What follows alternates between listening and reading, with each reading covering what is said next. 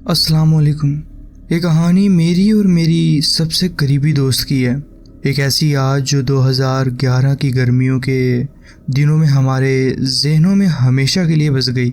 आज भी जब हम मिलते हैं तो वो लम्हा हमेशा किसी न किसी बात में दोबारा ज़िंदा हो जाता है। शायद इसलिए मैं इस वाक़ये को लिख रही हूँ, आपके साथ शेयर कर रही हूँ, ताकि ये सिर्फ़ एक याद ना रहे बल्कि एक मिसाल बन जाए उन लम्हों की जो इंसान को हैरान करके छोड़ देते हैं। मैं उन लोगों में से हूँ जो हर चीज़ के पीछे वजह ढूंढते हैं, कुछ लॉजिकल, कुछ साइंटिफिकली समझने लायक, लेकिन ज़िंदगी में कुछ पल ऐसे भी होते हैं जो इन तमाम थ्योरीज़ का सामना करते हुए भी समझे नहीं जाते। उस दिन का मंज़र मुझे आज एकदम ताज़ा याद है। मौसम खुश्क और गर्म था, हवा तक का असर कम था, जैसे पूरा माहौल किसी सुकून में डूबा हो। मेरी दोस्त उस वक्त मेरे घर रुकने आई हुई थी। हम दोनों मेरे कमरे में थे, एक ऐसा कमरा जहां हम स्कूल की बातें, फ्यूचर के सपने डिस्कस करते थे। हम दोनों मेरे डेस्क के पास कुर्सियों पे बैठी थी। इंटरनेट पे रैंडम चीज़ें देख रहे थे हम, शायद किसी एक्टर की प्रोफाइल पे थे या फिर फ़नी वीडियोस देख रहे थे। वही सब कुछ जो 14 साल की लड़कियां करती हैं जब उन्हें कुछ खास नहीं होता करने को। मेरा कमरा उस वक्त बिल्कुल बंद था, ना दरवाज़ा खुला हुआ था और ना ही खिड़की। घर में उस वक्त कोई पालतू जानवर भी नहीं पाला हुआ था हमने, और हमने जो पहली बिल्ली यानी पहला जो पेट पाला वो तो 2012 से था। इस वजह से कमरे में किसी भी चीज़ का अचानक हिलना या गिरना किसी भी एंगल से मुमकिन नहीं लगता था। फिर अचानक एक अजीब सी आवाज़ ने हमें हिला दिया। वो एक ज़ोर की ठक की आवाज़ थी। एकदम से ऐसा लगा जैसे किसी ने किसी चीज़ को पूरी ताकत से फेंका हो। घबराहट में हम दोनों ने पलट कर देखा और तो मेरी आंखों ने वो मंजर देखा जो मुझे आज भी रात में सोचने में मजबूर कर देता है। मेरा भाई का चश्मा जो वो टीवी स्टैंड पे रख गया था वो ज़मीन पे पड़ा हुआ था, लेकिन वो सिंपल गिरने वाली पोजीशन में नहीं था। चश्मा कमरे के दरमियान में था, तकरीबन कुछ 2.5 से 3 फुट दूर, उस जगह से जहां वो रखा गया था, जैसे किसी ने उसे उठाकर हवा में उछाल दिया हो। ये बात सबसे ज़्यादा परेशान करने वाली थी। किसी भी नॉर्मल हालत में चश्मा सिर्फ एज से गिरता तो शायद स्टैंड के पास ही गिरता, लेकिन इस तरह कमरे के बीच में ना होता, बिना किसी इंसानी हिस्से या जानवर के असर के, किसी लॉजिकल एक्सप्लेनेशन के दायरे में नहीं आता। हम दोनों एक दूसरे को देखते रह गए, बेआवाज़, बेहरकत। लगता था जैसे कमरे का हर कोना अब किसी अनजानी चीज़ से भर गया हो। एक खामोशी जो पहले कभी महसूस नहीं की थी वो अब महसूस हो रही थी। मैं हमेशा कहती हूँ कि मुझे फ़िज़िक्स कभी समझ नहीं आती। फोर्स, मोशन या मोमेंटम, ये सब मेरे लिए हमेशा एक किताबी कॉन्सेप्ट ही रहा है। लेकिन उस दिन जो हुआ उसने मुझे मजबूर कर दिया कि मैं इस कॉन्सेप्ट्स के बारे में सोचूं, चाहे मुझे समझ आए या नहीं। क्योंकि बिना किसी टच, किसी धक्के के, किसी हवा के झोंके के एक चश्मा इतनी दूर कैसे गिर सकता है? ऐसी कौन सी ताकत थी जो किसी इंसानी असर के बगैर किसी ऑब्जेक्ट को उठाकर कमरे के बीच में फेंक सकती हो? और सबसे अजीब बात यह थी कि हमने चश्मा गिरते हुए देखा था। सिर्फ एक अचानक ज़ोर से ठक की आवाज़ आई और जब हमने पलट कर देखा तो चश्मा ज़मीन पर गिर गया, और वो भी उस जगह पे नहीं जहाँ से गिरना पॉसिबल हो। ये कोई मामूली वाक़या नहीं था, लेकिन इसमें कुछ ऐसा रैंडमनेस था जो समझना मुश्किल हो गया था। इतनी सी चीज़, लेकिन असर दिलो दिमाग पे गहरा था इसका। हम दोनों, मैं और मेरी दोस्त, एकदम चीखने लगे। आवाज़ इतनी अचानक और ज़्यादा थी कि एक पल को दिल बंद होने को महसूस होता था। घबराहट में मैं भाग के अम्मी के पास गई, उनको सब बताया, लेकिन जैसे पेरेंट्स होते हैं उन्होंने शायद सोचा कि हम कोई मजाक कर रहे हैं या हम बोर हो रहे थे तो उनके साथ कोई ड्रामा कर रहे हैं। उनकी आंखों में सिर्फ थकावट थी, कोई टेंशन नहीं। लेकिन मेरे लिए वो एक छोटी सी बात मेरे दिलो दिमाग में आ गई थी।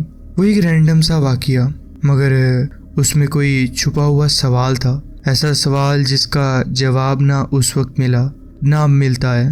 اور مجھے سب سے زیادہ تسلی صرف ایک چیز سے ملتی ہے، میری دوست، کیونکہ میں جانتی ہوں اگر میں اکیلی ہوتی تو شاید لوگ کہتے کہ مجھے کوئی وہم ہوا ہے، لیکن اس نے بھی وہی دیکھا، اس نے بھی وہی محسوس کیا۔ اور آج بھی کبھی کبھی جب ہم پرانی باتیں یاد کرتے ہیں تو میں صرف اس لیے یہ بات چھیڑ دیتی ہوں تاکہ خود کو یقین دلا سکوں کہ میں پاگل نہیں ہوں۔ وہ ہر بار کہتی ہے، ہاں سب کچھ ویسے ہی ہوا تھا۔ اس کی یہ بات مجھے ہمیشہ کے لیے ایک تسلی دیتی ہے۔ میں جن یا بھوت وغیرہ پر اتنا یقین نہیں رکھتی، نہ میں ان لوگوں میں سے ہوں جو ہر عجیب چیز کو پیرانورمل کہہ کر ٹال دیتے ہیں، لیکن ایک بات میں ضرور کہنا چاہتی ہوں، جو گھر میں ہم رہتے تھے وہ کوئی معمولی جگہ نہیں تھی۔ 1950s میں بنا ہوا وہ گھر میرے پرنانا کا تھا۔ اس گھر کے دیواروں میں، اس کی لکڑی کی چھتوں میں اور پرانی ووڈن فلورنگ کے نیچے کچھ تھا، کچھ ایسا جو کبھی دکھائی نہیں دیتا تھا لیکن محسوس ہوتا تھا۔ وہ اپنا آپ ظاہر کرتا تھا۔ میرا کمرہ جہاں یہ سب کچھ ہوا اصل میں میرے پر نانا کا بیڈ روم ہوا کرتا تھا۔ رات کے وقت جب سب سو جاتے تھے تو تبھی مجھے کچھ تھوڑا شور سنائی دینا شروع ہو جاتا تھا، کبھی لکڑی کی چھت میں ہلکی سی آواز، کبھی لگتا جیسے کسی نے ہلکے سے دروازہ کھٹکایا ہو۔ جب میں نے والدین سے پوچھا تو وہ کہتے ہیں گھر پرانا ہے، سیٹل ہو رہا ہوگا، یا پھر صرف یہ کہہ دیتے کہ چھت میں چوہے یا کبوتر ہوں گے۔ شاید ان کا کہنا ٹھیک ہو، لیکن دل کے کسی کونے میں مجھے یہ جواب کبھی کافی نہیں لگا۔ اور پھر وہ سب سے عجیب، سب سے ڈراؤنی بات جو میں نے کبھی کسی کو شیئر نہیں کی، میں اکثر محسوس کرتی تھی کہ کوئی مجھے دیکھ رہا ہے، ایک کالا سایہ، ایک ایسی پریسنس جو ہر رات میرے آس پاس ہوتی تھی۔ کبھی کبھی مجھے لگتا تھا جیسے میرے کمرے کے دروازے کے پاس کوئی کھڑا ہے، لیکن جب دیکھتی تو کچھ نہیں ہوتا۔ مگر ایک دن مجھے کلیئرلی نظر آیا۔ وہ ایک انسان جیسا تھا، لیکن انسان نہیں لگتا تھا، اس کی صرف جسمانی حالت ہی انسانوں جیسی تھی۔ اس نے کالے رنگ کا چوگا پہنا ہوا تھا، لمبا سا۔ اس کا چہرہ نہیں دکھا، جیسے اندھیرے میں چھپ گیا ہو۔ وہ مجھ سے کچھ دور تھا، لیکن اس کی موجودگی اتنی گہری تھی کہ میری سانس رک گئی۔ میں ہل بھی نہیں پا رہی تھی۔ مجھے بس اتنا یاد ہے کہ وہ مجھے صرف دیکھ نہیں رہا تھا، وہ مجھے فالو کرتا ہے۔ وہ ہر رات میرے آس پاس ہی ہوتا ہے، اور آج بھی میں اسی گھر میں رہتی ہوں، اور ایسے ہی واقعات میرے ساتھ پیش آتے ہیں۔ یہ تھا ایک میرا واقعہ جو میں آپ کے ساتھ شیئر کرنا چاہتی تھی۔ جی بہت بہت شکریہ، آپ نے اپنی کہانی ہمارے ساتھ شیئر کی۔ بڑھتے ہیں اپنی نیکسٹ سٹوری کی طرف۔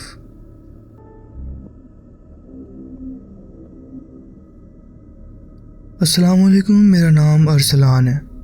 یہ واقعہ لگ بھگ 1 مہینے پہلے کا ہے، اور اس کی یاد اب تک میرے ذہن میں تازہ ہے۔ اس وقت مجھے لگا تھا کہ یہ صرف ایک چھوٹی سی بات ہے، ایک ایسی چیز جسے روزمرہ کی جذباتی ڈائروں میں دفن کر دینا چاہیے۔ لیکن جیسے جیسے وقت گزرتا گیا مجھے لگنے لگا کہ شاید یہ واقعہ اتنا سیدھا نہیں تھا جتنا میں اس وقت سمجھ رہا تھا۔ عجیب بات یہ ہے کہ مجھے لگتا ہے کہ جس وجہ سے میں نے اسے لکھنے کا ارادہ چھوڑ دیا تھا وہ شاید میری اپنی سوچ نہیں تھی، جیسے کسی نے میرے دماغ پر اثر ڈالا ہو، میری مرضی کو کسی اور نے ڈھونڈ لیا ہو۔ ایسا اثر جو بے اختیار تھا مگر گہرا۔ یہ سب کچھ اس دن شروع ہوا جب میں نے گھر کے پچھلے لون میں صفائی کرتے ہوئے ایک چھوٹی سی پرانی اور زرد پلاسٹک کے ڈبے کو اٹھایا۔ وہ لون اکثر تنہا رہتا تھا، کچھ پرانی چیزیں اور پتھر کے ٹکڑے وہاں بکھرے رہتے تھے۔ جب میں جھک کر اس ڈبے کو صاف کر رہا تھا میری نظر ایک عجیب سی حرکت پر پڑی۔ سامنے کچھ تھا، کچھ جو انسانی شکل میں تھا لیکن انسان نہیں لگ رہا تھا۔ وہ مخلوق چل رہی تھی، لیکن اس کی چال میں ایک ایسی بے سرسراہٹ سی تھی جو انسانوں میں نہیں ہوتی، جیسے کسی نے چلنے کا عمل کاپی کیا ہو لیکن وہ چلا نہ ہو۔ پھر ایک پل میں وہ غائب ہو گئی، اور یہ غائب ہونا بھی عام نہیں تھا، جیسے کسی نے ایک ویڈیو کو ایڈٹ کر کے اس کا کچھ حصہ کاٹ دیا ہو، صرف وہ لمحہ چھوڑ دیا ہو جہاں اس چیز کا وجود ختم ہو گیا ہو۔ اس وقت میں بے ساختہ ہو گیا تھا۔ اس سے پہلے جو بھی دھوکے مجھے محسوس ہوئے تھے وہ اکثر رکے ہوئے لمحوں میں بند تھے، جیسے کوئی تصویر ہو جو ایک جگہ جم گئی ہو، مگر یہ واقعہ مختلف تھا۔ یہ کوئی تما ہوا منظر نہیں تھا، یہ ایک چلتی ہوئی فلم تھی۔ اس مخلوق کا جسم کچھ 2 سے 2.5 میٹر کے فاصلے پر تھا، لیکن اس کی موجودگی ایسی تھی کہ جیسے وہ میرے بالکل میرے پاس کھڑا ہے۔ میں کوشش کر رہا تھا کہ سب کچھ بھول جاؤں، اسے کسی نظر کا دھوکہ کہہ کر چھپ جاؤں، لیکن بس کچھ دیر بعد جب میں کچن میں تھا، شاید میں کچن میں برتن دھو رہا تھا، کہ میری نظر اچانک اپنے دائیں طرف گئی۔ اس وقت کسی نے مجھے نہیں بلایا، کوئی آواز نہیں آئی، لیکن میرے اندر کچھ کہہ رہا تھا کہ دیکھو وہاں۔ اور جب میں نے دیکھا وہاں تو وہی کالی چادر میں لپٹی ہوئی مخلوق وہاں کھڑی تھی، صرف چند قدموں کے فاصلے پر۔ اس وقت مجھے صرف اس کی موجودگی محسوس نہیں ہوئی، بلکہ ایک اور بات سمجھ آئی۔ یہ مخلوق چاہتی تھی کہ میں اسے دیکھوں، جیسے اس کی یہ چال، یہ رکنا، یہ اچانک غائب ہو جانا، یہ سب کچھ میرے لیے تھا۔ پھر سے اس نے اپنی حرکت روکی اور پھر وہ لمحہ جم گیا۔ اب جب میں اس وقت کو یاد کرتا ہوں تو مجھے شک ہوتا ہے کہ میں نے دائیں طرف دیکھا بھی تھا، یا کوئی طاقت تھی جس نے میری گردن اس سائڈ پر موڑ دی تھی۔ شاید یہ یاد اصلی نہیں، کسی ڈر کے زہر سے بنی ہوئی تصویر ہو میری۔ مجھے یہ سمجھنے کے لیے کسی سے بات کرنی ہے، کسی ایسے شخص سے جو یادوں، ایلیوژن اور جذباتی اثرات کو سمجھ سکے۔ وہ مخلوق جب میں نے اسے دوسری بار دیکھا تو صرف چند فٹ دور تھی، 3 سے 5 فٹ کا فاصلہ تھا تقریباً اس کے اور میرے درمیان، اور ہمارے درمیان صرف ہوا تھی، لیکن وہ ہوا اتنی بوجھل تھی جیسے وہاں کوئی اور دنیا سمیٹ لی گئی ہو۔ میں نے جب یہ سب کچھ اپنے گھر والوں کو بتایا تو انہوں نے پہلے تو میری بات دھیان سے سنی، لیکن پھر مسکرا کر کہہ دیا کہ ایسی چیزوں پر زیادہ توجہ مت دو۔ ان کا کہنا تھا کہ اگر تم اس مخلوق کو نظر انداز کر دو تو یہ سب کچھ خود ہی ختم ہو جائے گا۔ ان کا لہجہ ایسا تھا جیسے وہ چاہتے ہوں کہ میں اس بات کو بھول جاؤں، لیکن شاید ان کی مسکراہٹ کے پیچھے بھی ایک خوف چھپا ہوا تھا جسے وہ میرے سامنے ظاہر نہیں کر رہے تھے۔ شاید وہ بھی کچھ محسوس کر چکے تھے، لیکن ان کا طریقہ تھا کہ ہر دفعہ کو چھپا کر رہنا بہتر ہوگا۔ مجھے یاد ہے اس دن میں نے دروازہ کھول دیا تھا۔ گھر کا ماحول کچھ وقت کے لیے نرم ہو گیا تھا، جیسے میں کسی انتظار میں ہوں کہ شاید وہ مخلوق واپس آئے یا کچھ کہہ کر چلی جائے۔ میرے اندر ایک عجیب سی خاموشی تھی، ایک حصہ چاہتا تھا کہ میں اس واقعے کو لکھ دوں، سب کچھ صاف صاف الفاظوں میں بیان کر دوں، اور دوسرا حصہ مجھے بار بار روک رہا تھا۔ ہر دفعہ جب میں لکھنے لگتا یہ کہانی، کوئی چیز میرے ذہن میں آ کر بیٹھ جاتی تھی، جیسے کوئی انجان ہاتھ میرے جذبات کو دبا رہا ہو۔ آخر میں نے پھر سے ڈیسائیڈ کیا کہ نہیں، ابھی نہیں لکھتا۔ شاید میں خود نہیں سمجھ پایا کہ یہ ڈر تھا یا کچھ اور۔ آج تک، یعنی لگ بھگ 1 مہینے کے بعد، میں نے اس مخلوق کو دوبارہ نہیں دیکھا، نہ کسی کونے میں جھلک، نہ کسی خواب میں کوئی نشان۔ کبھی کبھی میں سوچتا ہوں کہ شاید وہ صرف ایک راستہ پورا کر رہی تھی، ایک مسافر جسے صرف ایک موڑ لینا تھا اور پھر اپنا سفر جاری رکھنا تھا۔ شاید میرا گھر یا لون اس کے راستے کا ایک حصہ تھا، شاید وہ روح صرف کالونی کے اندر سے گزری ہو، کسی کے انتظار میں یا کسی مقصد کی تلاش میں۔ لیکن اس وقت میں نے جو محسوس کیا تھا وہ صرف یہ نہیں تھا کہ وہ مخلوق دور سے گزر رہی ہے۔ مجھے اس وقت ایسا لگا جیسے وہ میرے کمرے میں بھی آ سکتی ہے، کہ اگر میں کچھ بولتا یا کوئی حرکت کرتا تو شاید میں اس کی توجہ کا مرکز بن جاتا۔ وہ خیال میرے لیے کافی تھا کہ میں اندر سے کانپ اٹھا، لیکن ایسا کچھ نہیں ہوا۔ میں محفوظ تھا، یا شاید اس لیے محفوظ تھا کہ میں چپ رہا۔ میں نے اس چیز کو نظر انداز کر دیا۔ میں یہ بات بھی صاف کہنا چاہتا ہوں کہ مجھے کبھی کسی ذہنی بیماری کا تجربہ نہیں ہوا، یا شاید یہ میری سب سے بڑی غلطی ہے، کیونکہ میں جانتا ہوں کہ میں کچھ عرصے سے اندرونی طور پر ایک عجیب سی الجھن کا شکار ہوں۔ میں نے اپنے آپ کو کسی سائیکیٹرسٹ یا ڈاکٹر کو نہیں دکھایا۔ شاید میں ڈرتا ہوں کہ کہیں ڈائگنوسس مل گیا تو لوگ میری ہر بات کو بے وجہ سمجھنے لگیں گے۔ اور سب سے بڑی بات، میں اس واقعے کو کسی بھی پرانی ٹینشن یا کسی سٹریس سے نہیں جوڑ سکتا۔ میری زندگی میں کئی مشکل وقت گزرے ہیں، لیکن ان سب میں کبھی اس طرح کی صورتحال نہیں پیدا ہوئی۔ یہ واقعہ ان سب سے بالکل الگ تھا، جیسے کسی دوسری دنیا کا ایک پل ہو جو اس دنیا میں داخل ہو گیا ہو میرے لیے۔ اگر کوئی یہ کہتا ہے کہ یہ سب کچھ صرف میرا وہم تھا، صرف ایک ہیلوسینیشن تھی، تو میں یہ سمجھنا چاہتا ہوں کہ آخر ہیلوسینیشن اور پیرانارمل ایکسپیرینس میں فرق کیا ہے۔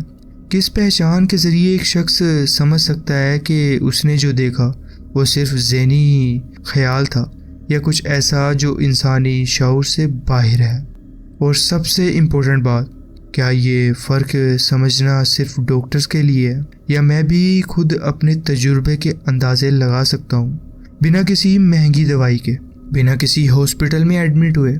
میں صرف اتنا کہنا چاہتا ہوں کہ میں نے اس واقعے کا آخری حصہ اب تک یاد رکھا ہوا ہے، وہ پل، وہ محسوست، وہ لمحہ جب سب کچھ رک گیا تھا۔ یہ سب کچھ میرے اندر ابھی بھی کہیں محفوظ ہے، جیسے کوئی مخلوق چلی تو گئی ہو لیکن اپنا ایک حصہ میرے اندر چھوڑ گئی ہو۔ یہ تھا میرا ایک واقعہ جو میں آپ کے ساتھ شیئر کرنا چاہتا تھا۔ جی بہت بہت شکریہ، آپ نے اپنی کہانی ہمارے ساتھ شیئر کی۔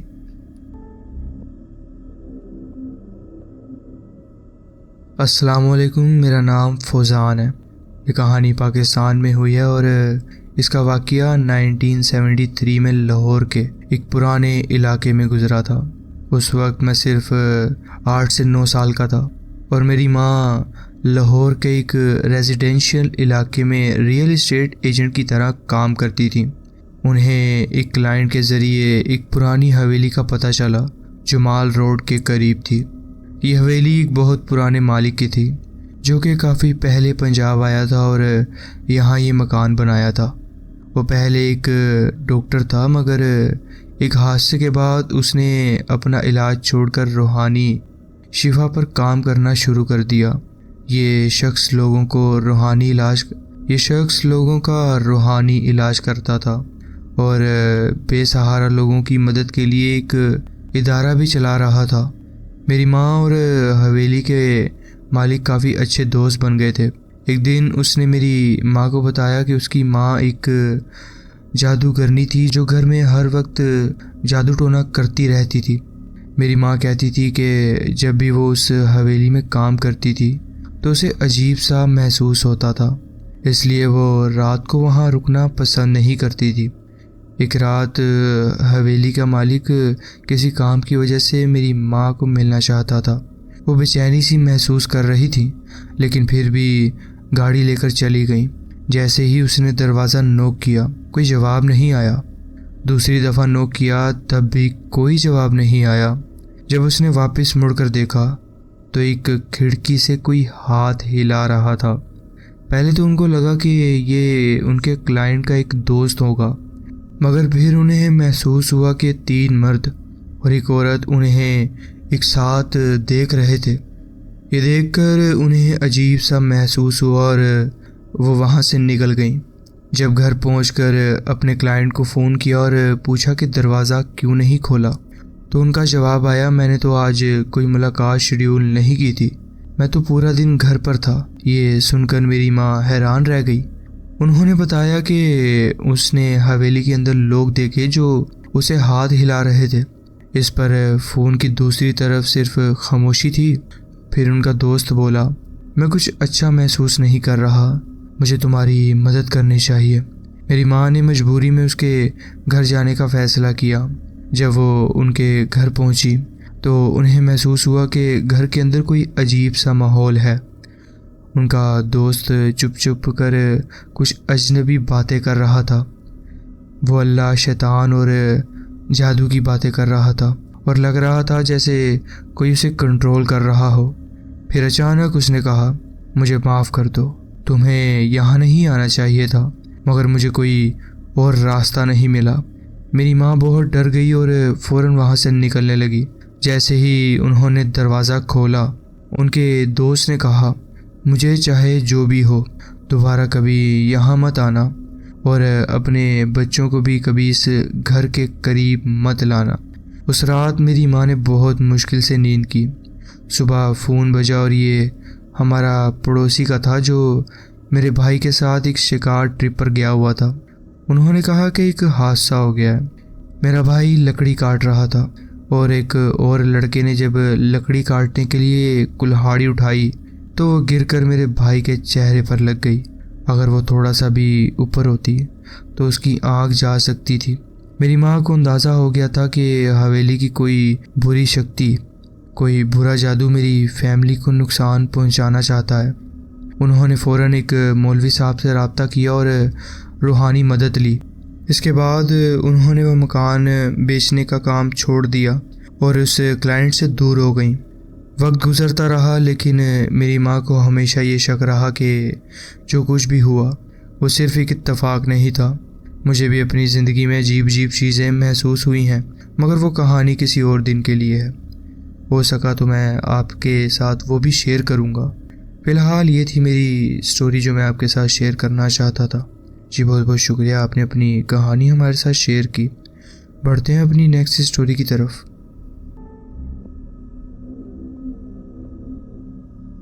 السلام علیکم، میرا نام احمد ہے اور یہ واقعات میرے اپنے نہیں ہیں۔ یہ میری والدہ کے ساتھ اس وقت ہوئے جب میں صرف ایک بچہ تھا۔ 2002 میں میرے نانا کا انتقال ہو گیا تھا پھیپھڑوں کے کینسر کی وجہ سے، جو پورے خاندان کے لیے بہت بڑا دھچکا تھا، خاص طور پر میری نانی کے لیے۔ اس وقت میں صرف کچھ چند سال کا تھا، اس لیے مجھے اس وقت کچھ زیادہ سمجھ نہیں آیا، لیکن ان کے بارے میں ہمیشہ رشتہ داروں سے کہانیاں سنتا رہا ہوں۔ جنازے کے چند ہفتوں بعد میری والدہ ایک دن بازار سے واپس آ رہی تھی اور گاڑی میں میرا بڑا بھائی بھی تھا جو اس وقت صرف 3 سال کا تھا۔ جب وہ لوگ راستے میں تھے تو اچانک میرا بھائی بولا، امی میں نے نانا کو دیکھا۔ میری والدہ ایک دم سے حیران ہو گئیں اور صرف اتنا کہہ سکیں، کیا؟ میرا بھائی کہتا رہا، ہاں نانا، وہ میرے کمرے میں تھے۔ میری والدہ اس بات پر چپ رہیں اور پورے راستے کچھ نہیں بولا۔ انہوں نے پہلے تو یقین نہیں کیا۔ کچھ مہینے بعد میری والدہ ڈرائنگ روم میں بیٹھی ہوئی تھی اور میں فرش پر اپنے کھلونوں سے کھیل رہا تھا۔ میری والدہ کچن گئیں تاکہ میرے لیے کچھ کھانے کو لا سکیں، لیکن چند ہی سیکنڈ بعد انہوں نے میری ہنسی کی آواز سنی۔ جب وہ واپس آئی تو مسکراتے ہوئے پوچھا، بیٹا کس پر ہنس رہے ہو آپ؟ لیکن جو انہوں نے دیکھا اس سے وہ ایک پل کے لیے رک گئیں۔ میں ہنستا جا رہا تھا اور اپنے دونوں ہاتھ اٹھا کر اس طرح ہل رہا تھا جیسے کوئی مجھے گود میں اٹھانے والا ہو۔ میری آنکھیں اوپر کسی کو دیکھ رہی تھیں، جیسے کمرے میں کوئی اور بھی ہو۔ میری والدہ نے فوراً مجھے اٹھایا اور مجھے کچن میں لے گئیں۔ 1 سال بعد میری نانی کچھ دن کے لیے ہمارے گھر رہیں۔ ایک دن بیٹھے بیٹھے جب میرے نانا کا ذکر آیا تو وہ رونا شروع ہو گئیں۔ ان کے لیے ابھی تک یہ سب قبول کرنا مشکل تھا۔ اسی وقت میرا بھائی جو اب 4 سال کا ہو چکا تھا اپنے کمرے سے آیا اور بولا، نانی رونا مت، نانا نے کہا ہے کہ سب ٹھیک ہو جائے گا۔ میری والدہ فوراً بھاگتی ہوئی میرے بھائی کے کمرے میں گئیں۔ وہ کہتی ہیں کہ انہوں نے وہاں ایک ہلکی روشنی میں گھرا ہوا ایک دھندلا سا سایہ دیکھا تھا۔ جب میری والدہ نے اس سائے کو پکارا تو وہ روشنی دھیرے دھیرے غائب ہو گئی۔ جب وہ واپس آئیں تو انہوں نے نانی کو تسلی دی کہ سب ٹھیک ہے، کیونکہ وہ ان کا دکھ اور نہیں بڑھانا چاہتی تھی۔ اس کے بعد ایسا کوئی واقعات دوبارہ نہیں ہوا۔ میری والدہ آج بھی یقین کرتی ہیں کہ ان کے والد کی روح ہمارے آس پاس ہی ہے، جب تک میری نانی ان کے انتقال کو قبول نہیں کر لیتی، اور جیسے ہی انہوں نے اپنے دل سے یہ دکھ نکال دیا تبھی وہ روح آگے بڑھ گئی۔